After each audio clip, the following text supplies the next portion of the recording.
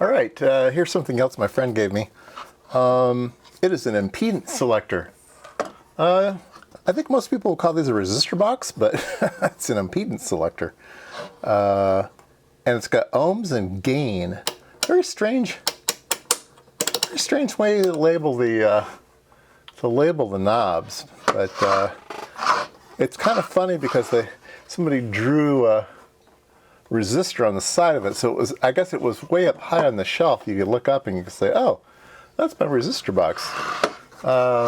So let's open this thing up. The screws are a bit wonky, and one of the screws is missing, and there used to be a little nameplate here riveted on. Well, that's kind of cool. Maybe I should make a little plate here that says IMSAI guy and rivet it back on. That'd be fun. Let's see. It's got some age on it. There we go. Good as new. Yeah. Let's get a screwdriver. Oh, here's one right here. Okay. I was working on something else that had flat-bladed screws. How's that for vintage? When's the last time you saw? This is wood screws, of course, because the sides are wood. I was gonna say, well, that looks kind of unusual. Yeah, I guess if you have a wood box, you use wood screws. I don't know who made these. There's no name on it. No manufacturer's name on it.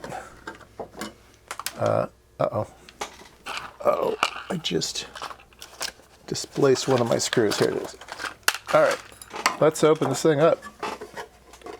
Ooh, oh, look at that. Oh, it's a beauty. Okay. Yeah, we need to get a good look at this thing here in just a second. All right, that's artwork.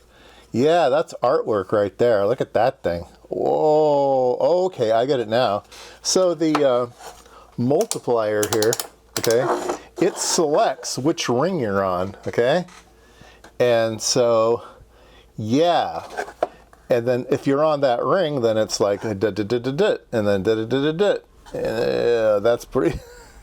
Wow, wow. That's a beauty. I like that. Even color coded the wires. Very nice. Wow, amazing. It's not precision. I mean, these guys are 10% at best.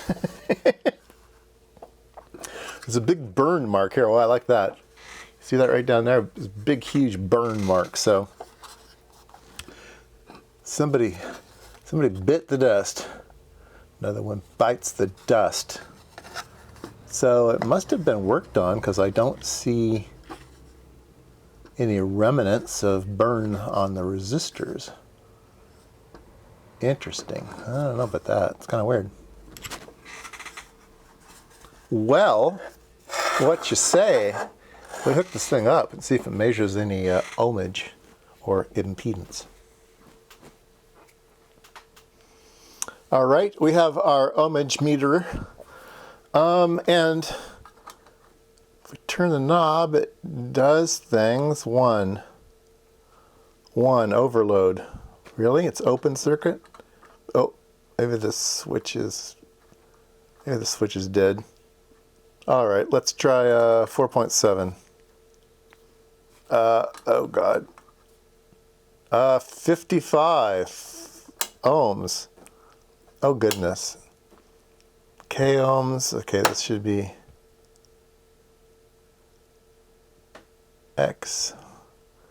47K. 470. 4.5. Yeah, see, I mean, like I said, it's 10% at best. It's probably more like plus or minus 50%. Did we get any ohmage? No megage. No megage. Okay, we get 4.5 meg, but we don't get any 10 megohms. Interesting.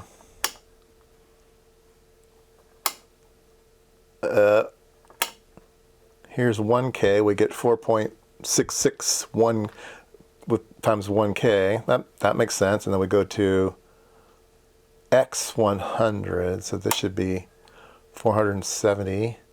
And it's 700 and All right, so I think the first thing to do is let's clean all the switches and see if things magically get better. All right, I took it to the cleaners. Let's see how they did. So let's start out with maybe the 100 ohm range or the 1K range. I like 1K range. Let's do that. Oh, look at that. 8.2K, very good. 6.7, okay. 5.6, good. 4.7, 3.9, 3.3, 2.7, 2.2, 1.8, 1.5, okay. 1.2, and 1. 1 is dead. 1 is dead. All right, let's go through all the ranges then. All right, we'll start here. 1 ohm should be 10. All right, so 10. Oh, and this switch is still wonky. 12. 1.5. 18. Wow. Well, 0.75. 1 should be,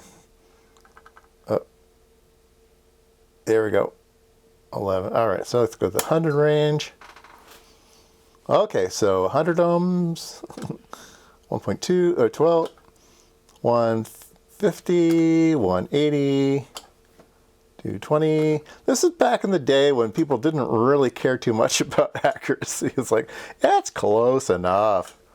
The old tube radios and stuff. Oh, look at that. Oh, 3.39, and then we go to 4.7. It's just off way bad. 5.6 off way bad. 6.8, it's good. So there are a few resistors that are burned up in this thing. But we will give it a try here. 1K, 1.2, 1.6, 1.8, 2.2, 2.7, 2.5, 3.9, 4, 5, 8. Okay, 1. 10K? Okay, 10K. 1.2, 1.5, 8.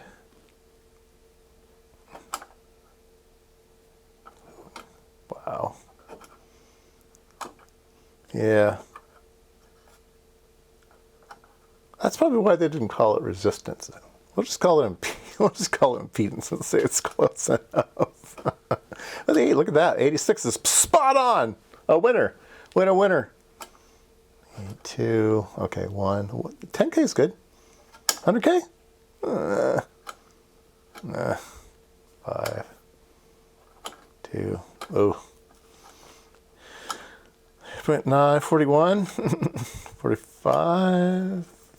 60. Wow. Yeah. People say these, I don't know. I'm not sure if this thing was any good when it was brand new. Meg. 1 meg. 1.2. 4. 7. 2.2. As we go up, these are harder to destroy in a circuit, so these are probably better. 5, 6, 8. All right, 10 ohms. 10 ohms. Oh, it's got 10 meg ohms. 12, 15, 15, 20, and then it doesn't have any more. So it goes up to 22 meg ohms, and then got no more. We got no more.